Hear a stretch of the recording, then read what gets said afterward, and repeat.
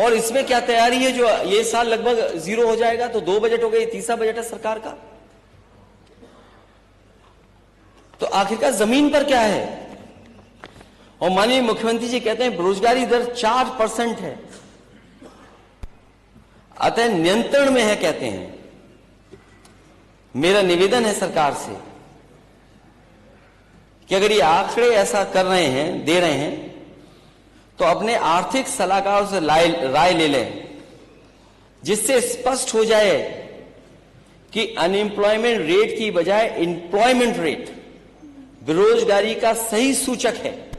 कम से कम इस सरकार ये बताए कि बेरोजगारी का सही सूचक क्या है, अनएम्प्लॉयमेंट रेट या एम्प्लॉयमेंट रेट। अपने भाषण में जब जवाब दे सरकार तो ये बात कहे कि अनएम्प्लॉयमेंट का सही सूचक अनएम्प्लॉयमेंट रेट है कि एम्प्लॉयमेंट रेट है। और अनएम्प्लॉयमेंट रेट में केवल उन लोगों की संख्या ली जाती है जो काम करने के इच्छुक हों, और एम्प्लॉयमेंट रेट में पूरी संख्या ली जाती है। इसलिए कम से कम सरकार इसको स्पेसिफिक बताए कि आखिरकार सरकार में क्या स्थिति है नौकरी और रोजगार की। किसान की आय दोगुनी की बात, क्या किसान की आय दोगुनी हो गई? क्या एमएसपी मिलने लगा? आपने बजट में भी और गवर्नर स्पीच में भी इन बातों को डाला है कि हम किसान की लाभकारी मूल्य दे रहे हैं। क्या सरकार एमएसपी देगी? क्या डबल इंजन सरकार एमएसपी किसानों को उपलब्ध कराएगी? और वो इंफ्रास्ट्रक्चर कहां है जहां आप एमएसपी उपलब्ध करा सकें? अगर आपको किसानों को एमएसपी दिलानी तो उसके लिए इंफ्रास्ट्रक्चर क्या है? आपने इंफ्रास्ट्रक्चर क्या तैयार किया है? जो मंडी चल रही थी वो बंद कर दी, और कई मंडियों को जो बनाया जा रहा था बड़े पैमाने पर, उन मंडियों के लिए बजट क्या है?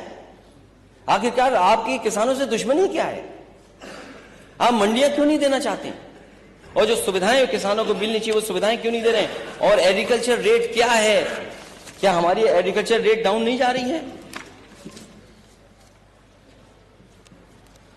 और शिक्षा का स्तर में क्या बात करूं? शिक्षा के स्तर पर यूनिवर्सिटियां बन रही हैं, यूनिवर्सिटी के वीसीज अपॉइंट हो रहे हैं।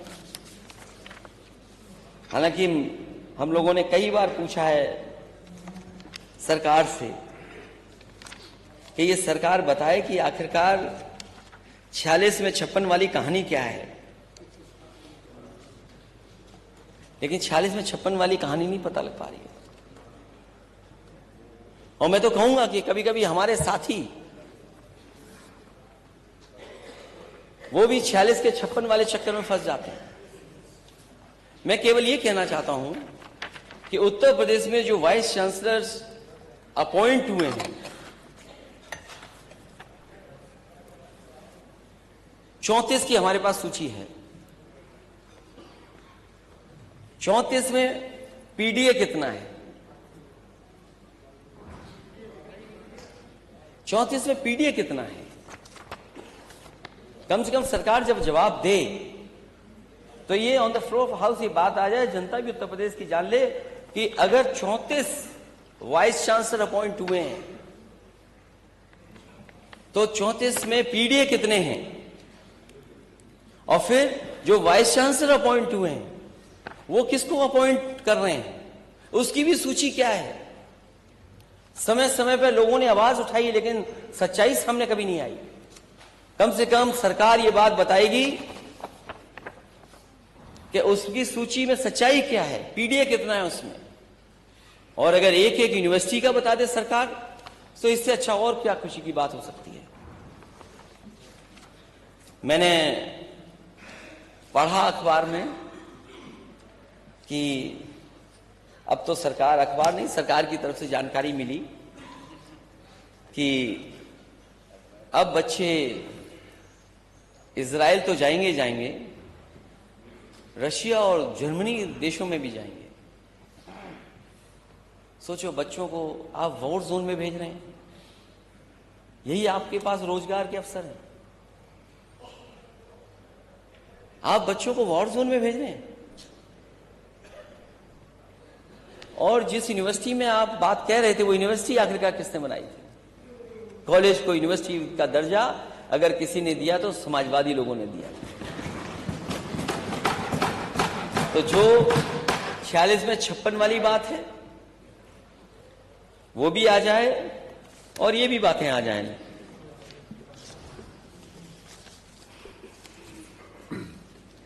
बिजली विभाग बहुत महत्वपूर्ण है कि मैं बहुत सारे विभाग को स्किप कर रहा हूं। मैं सीधा बिजली विभाग पे आता हूं। मैंने पहले भी पूछा, फिर मैं जानना चाहता हूं सरकार से, ये सदन जानना चाहता कि आखिरकार बिजली के कारखानों के लिए आपने बजट का इंतजाम कितना किया है और जो बजट दिया है देरी किस बात की है? और दिल्ली से कौन सा नया प्लांट मिल गया आपको? एटा का जवाहरपुर परियोजना अभी तक चालू क्यों नहीं हुई? समाजवादियों ने हरदुआगंज में सरकार में उसका शुरुआत कर दी थी। ललितपुर की परियोजना को आगे बढ़ाया, निवली लिग्नाइट की परियोजना आगे बढ़ाई, इलाहाबाद में आगे परियोजना बढ़ाई, और भी जो भी बिजली बन सकती थी, बिजली के कारखाने बनाए जा सकते थे, दिल्ली के सहयोग से और उत्तर प्रदेश की अपने संसाधनों से, उन सबको आगे बढ़ाया। आखिरकार ये सरकार क्या कर रही है 7 साल से? और 7 साल में नया प्लांट कौन सा आप लेकर के आए दिल्ली से? अध्यक्ष महोदय, ये सरकार बताए कि बिजली का नया प्लांट कौन सा आप लेकर के आए हैं दिल्ली से? अगर एक भी नया पावर प्लांट लाए हो तो बता दें। और जो बढ़ी है कैपेसिटी वो समाजवादियों की सरकार की बढ़ी हुई है। एक्सप्रेस के बारे में बोल ही चुका हूं। 7 वर्षों से गड्ढा मुक्त सड़कों की बात कर रही है सरकार, और सरकारी आंकड़ों के अनुसार उत्तर प्रदेश ऐसा प्रदेश है जिसमें सबसे अधिक व्यक्तियों की मृत्यु गड्ढे के कारण हुई है। 2022 में हुई हैं। उत्तर प्रदेश में प्रयागराज और कानपुर में ही हुई। उत्तर प्रदेश में कुल लगभग 2000 रोड एक्सीडेंट हो चुके हैं, जिसमें 1000 से ज्यादा लोगों की मृत्यु हो चुकी है। तो आखिरकार ये गड्ढे कब भरे जाएंगे? और अगर गड्ढे भरे जाएंगे तो लोगों की जान भी बच जाएगी। न्यूट्रिशन मिशन चल रहा था सरकार का। न्यूट्रिशन मिशन को इस सरकार ने बिल्कुल बंद सा कर दिया है। और अगर सरकार $1 ट्रिलियन की इकोनॉमी का सपना देख रही है, अगर IMR और MMR जो पैरामीटर्स हैं वो बेहतर नहीं होंगे, तो हमारे आने वाली पीढ़ी का कैसा भविष्य होगा? जब आप $1 ट्रिलियन की इकोनॉमी का सपना देख रहे हैं तो कम से कम हमारे बच्चों का स्वास्थ्य भी बेहतर हो। मैं उन बातों में नहीं जाना चाहता हूं कि कितने मानक पर कितने बेड हैं इनके पास, एवरेज बेड कितने अवेलेबल हैं हॉस्पिटल में। हॉस्पिटल की दुर्दशा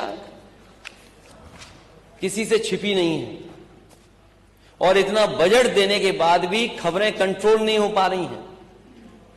चाहे वो जिला अस्पताल हो, चाहे मेडिकल कॉलेज हो, गरीबों को इंतजार करना पड़ रहा है, तब जाकर के दवाई और इलाज हो पा रहा है। जो सरकार ये दावा करती है कि हम इतने नंबर्स दे चुके हैं बीमार लोगों को, इतना बजट दे चुके हैं, मैं अध्यक्ष महोदय आपके माध्यम से सरकार से कहूंगा, चाहे कम दें लेकिन गरीब के इलाज के लिए पूरा पैसा दें।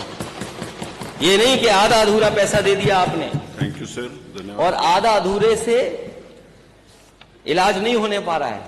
2-3 बातें अध्यक्ष महोदय और कि मैं बहुत देर से आपको देख रहा हूं, लॉ एंड ऑर्डर तो 0 टॉलरेंस 0 हो गया है। 0 टॉलरेंस ही 0 हो गया। हर दिन हत्या